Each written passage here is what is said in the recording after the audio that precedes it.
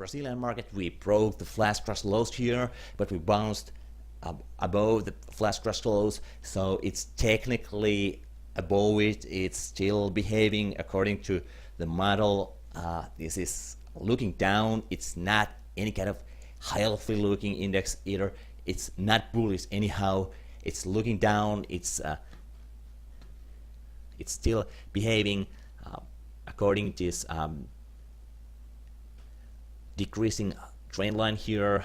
Of course, some might argue that it's a bull flag on a weekly chart, but well, let's face it, we don't know before it really broke upside. I think this formation is as likely to break downside, and if we look all the macroeconomic data, it's probable to see some kind of reaction to the downside, further downside, also in the Brazilian markets. And the Russian market,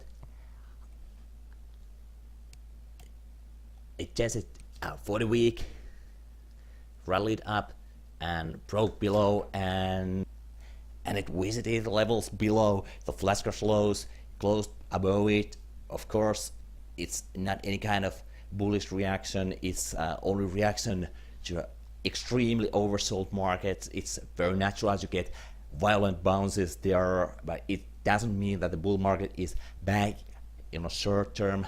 I'm not saying that it's not over for longer term. As we had this video a week ago, we had this bull market anatomy there, and we are according to this model between stage 1 and stage 2, and that's a consolidation period and correction period until the reality shows that we are not behaving according to this model. We have to believe that the model is in live and it's intact. We have to trade according to it. Of course, if we are heading to a serious bear market, then the model is not intact, and that's really the different story. But now it's not the time to talk about it. We are not still in that situation, and somehow the charts still look like we are trading inside the box of these flash crash lows. And next, let's have a look at the commodities markets. And the first of the commodities is gold, GLD, gold ETF. It's trading on a green mode at the moment. It's actually the only green at the moment. It had very terrible week. That's very normal thing to happen when it's testing new highs, correction, resting a bit, and probably taking on another upswing. Of course, we are not here to forecast anything or predict anything. We're just observing the markets, but in my eyes as a trader, this is pretty much a pullback and a tradable island of information. And oil, that's ugly for longs. It's definitely on bear market. Oil is a leading sector, and that's not good information for longs in equities market overall.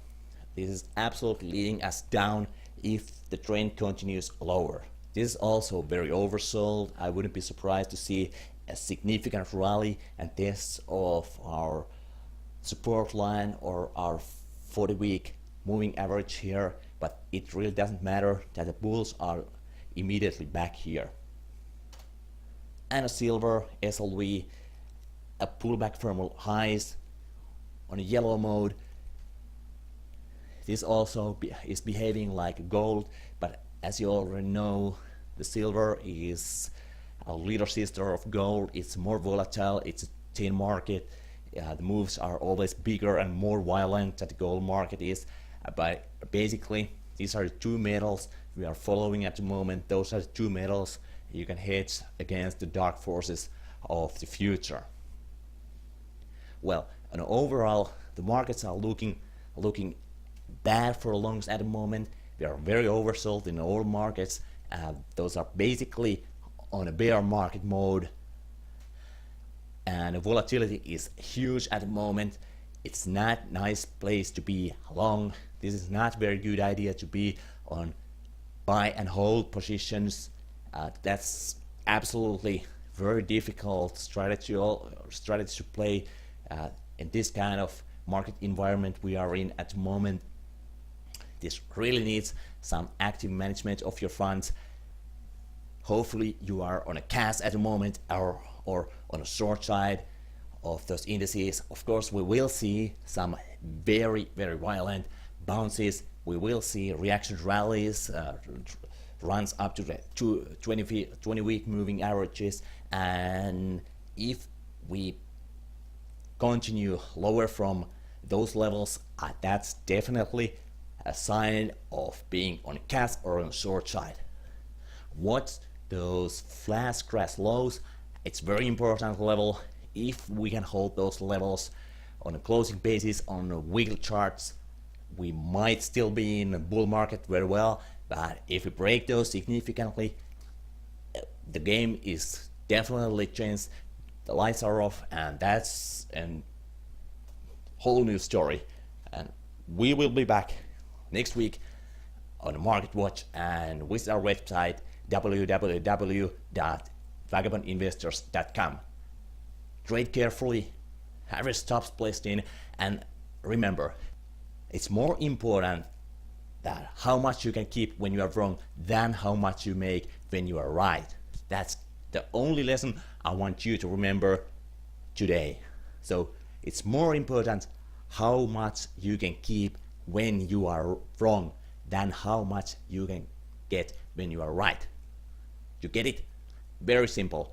So it's all about risk management. Don't lose your money. Be consistent. Be in cash is the market. If the markets are insane like those are at the moment, those are basically day trader markets at the moment.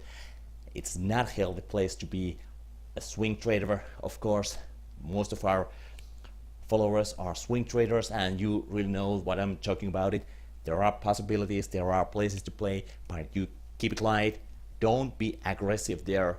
Now it's not time to be aggressive until we get divergency on our charts, and that's the place where we can be aggressive again. So trade carefully and have absolutely great trading week.